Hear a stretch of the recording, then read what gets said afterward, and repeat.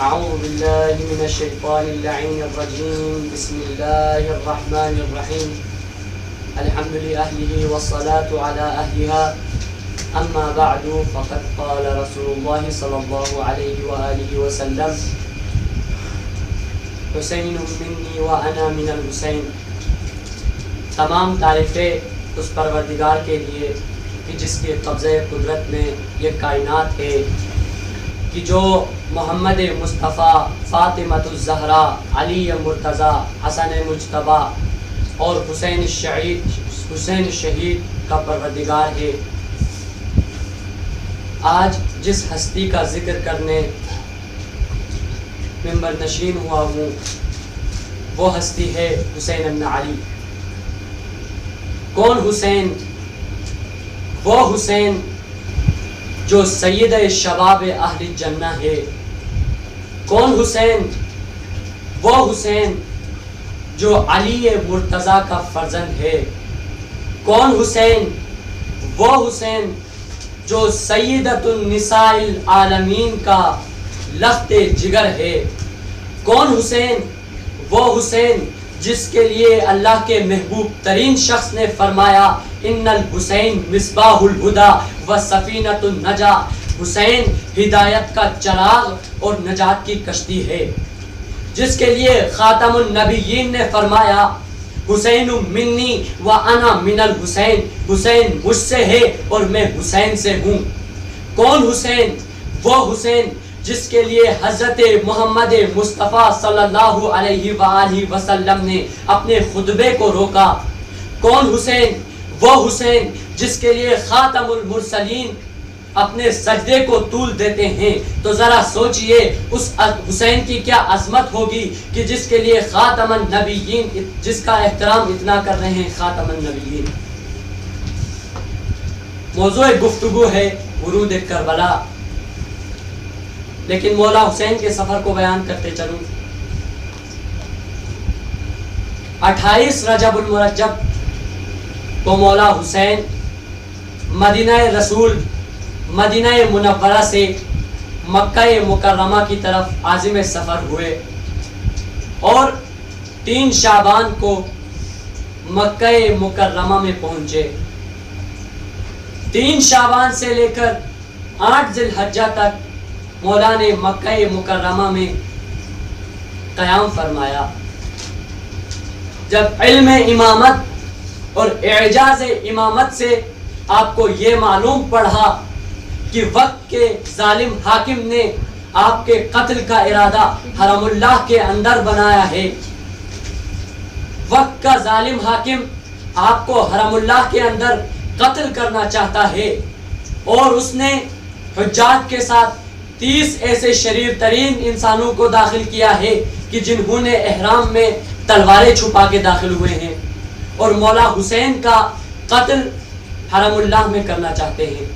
تو مولا حسین نے اپنے حج کو عمرے میں تبدیل کر کے عراق کا سفر کا ارادہ کیا.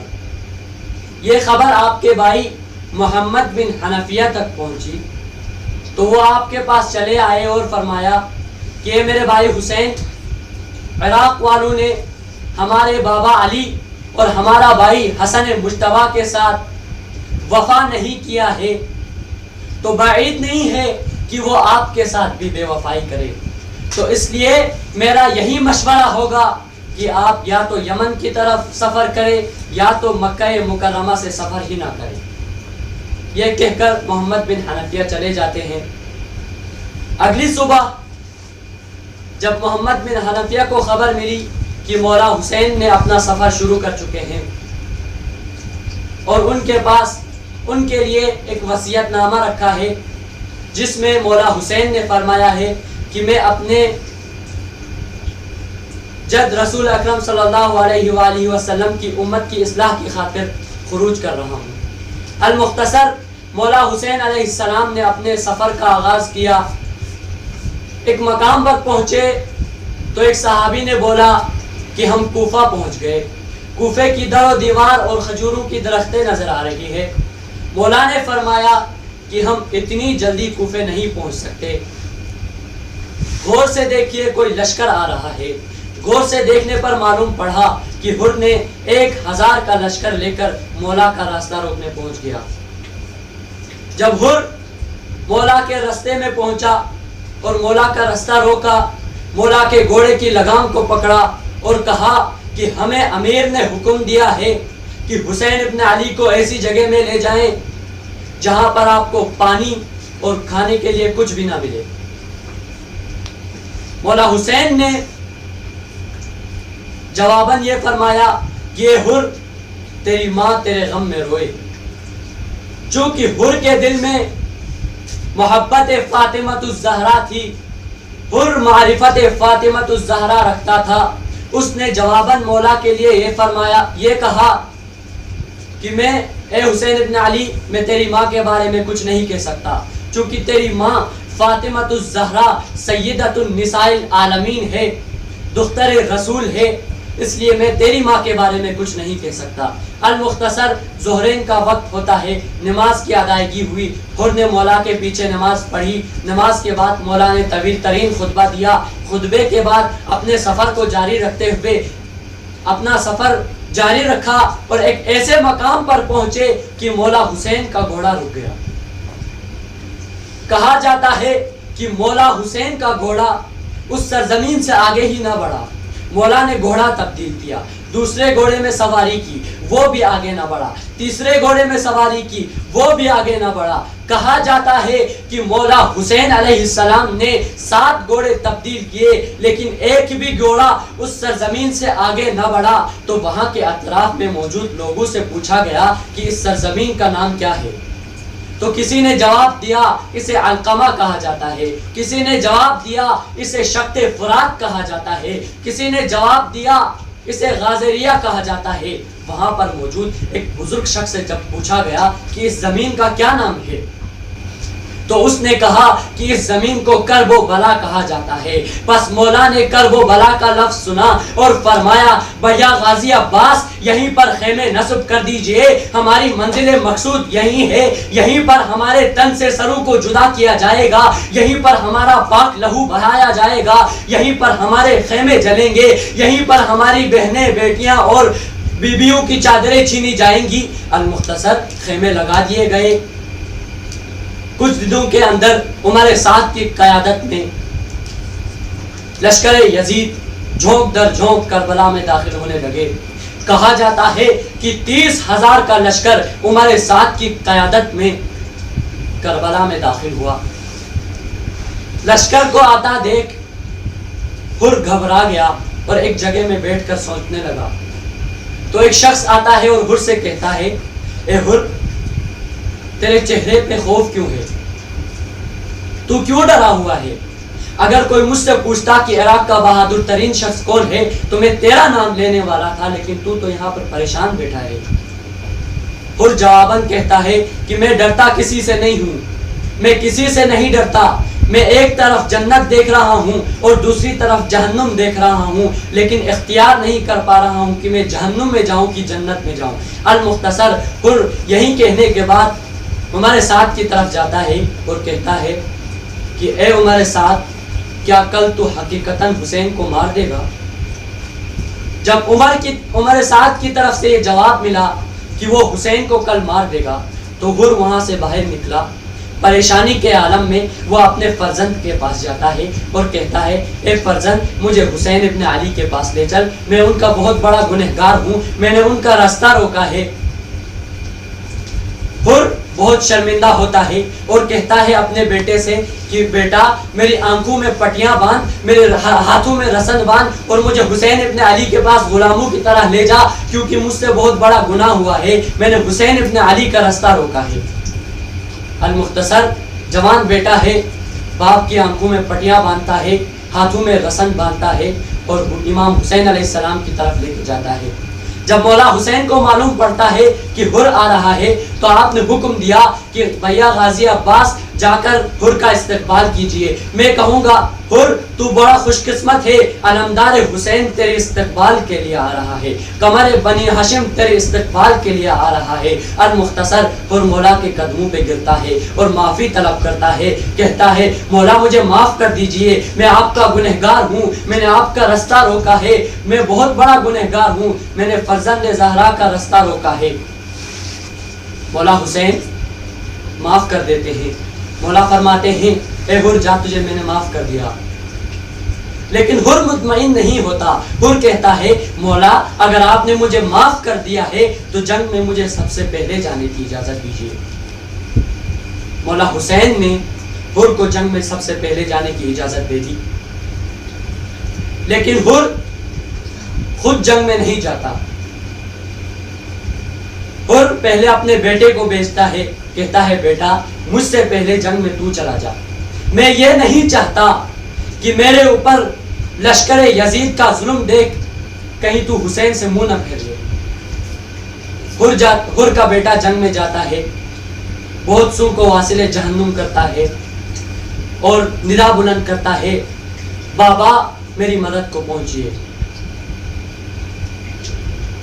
حر اپنے بیٹے کی آواز پر لبیک کہتے ہوئے میدان کی طرف بڑھ رہے تھے کہ دیکھتے ہیں کہ مولا حسین نے حر کے بیٹے کا سر اپنے زانوں میں رکھا ہے اور حر کو پرسا دیتا ہے. جب حر یہ کوشش کرتا ہے کہ مولا کہ اپنے فرزند کا لاش اطہر اپنے کندھوں میں اٹھائے، مولا حسین فرماتے ہیں کہ تو بوڑھا باپ ہے، جوان بیٹے کے لاشا کیسے اٹھائے گا. مولا حسین حر کے بیٹے کو کندھے دیتے ہیں اور خیام کی طرف لے آتے ہیں. میں کہوں گا حر تو بہت خوش قسمت ہے کہ تجھے اس بڑھاپے میں جوان بیٹے کی موت کا پرسا دینے حسین جیسی ہستی موجود ہے. عصر عاشور جب مولا حسین تھے، بزرگ باپ تھا، جوان بیٹا تھا، جوان بیٹے کا لاشا لینے حسین گئے ہوں گے تو کوئی پوچھنے والا نہ ہوگا کہ حسین آپ تھکے ہارے ہیں، جوان بیٹے کا لاشا کیسے اٹھائیں گے. بس عزیزان گرامی، صبح عاشور سے جو بھی جا رہا ہے واپس نہیں آتا. پھر امام حسین کا فرزند ارجمند حضرت علی اکبر جب میدان کی طرف بڑھتا ہے، جنگ کی اجازت مولا سے مانگتا ہے اور مولا اجازت دے دیتے ہیں تو جنگ کرنے میدان کی طرف بڑھتا ہے. جب علی اکبر میدان کی طرف بڑھتا ہے تو جنگ کے میدان میں کئی دشمنان اسلام کو واصل جہنم کر کے بہت تھک جاتا ہے اور پیاس لگتی ہے تو واپس خیام کی طرف آتا ہے اور کہتا ہے بابا مجھے شدید پیاس لگی ہے. کیا منظر ہوگا عزیزان، ذرا سوچئے گا.